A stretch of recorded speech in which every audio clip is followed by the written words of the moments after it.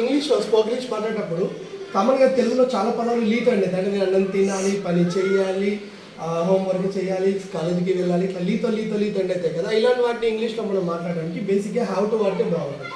Suppose ఇప్పుడు have అనే పదం వాడినాం అనుకోండి, ఎప్పుడే కానీ ఐవి యూ దే అనేటివి మనం కామన్గా వాడుతుంటాం. అంటే సపోజ్ దే హ్యావ్ టు అంటే వాళ్ళు చేయాలి. ఏం చేయాలి? సపోజ్ ఇక్కడ నేను ప్లేయర్ అని అనుకోండి, ఇక్కడ సపోజ్ నేను చేస్తానని అనుకోండి, ఇప్పుడు ఏమొస్తుంది? దే హ్యావ్ టు ప్లే చేసి అంటే వాళ్ళు చేసి ఆడాలి అట్లా వస్తుంది. అట్లాగే యూ హ్యావ్ టు ఓకేనా మ్యారీ ఓకేనా హర్ మీరు ఆమెను పెళ్లి చేసుకోవాలి ఇట్లా వస్తుంది అనమాట. అంటే I have to, you have to, they have to ఇలా చేసి చేయాలని వస్తుంది.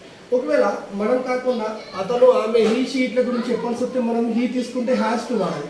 హీ హ్యాస్ టు ఓకేనా ఏంటిది రైట్ ఎగ్జామ్, అతను ఎగ్జామ్ రాయాలి.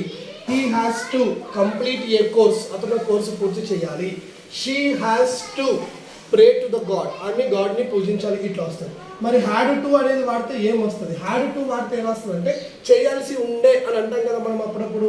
Suppose I had to attend A marriage అంటే నేను ఒక మ్యారేజ్ని అటెండ్ అవ్వాల్సి ఉండే.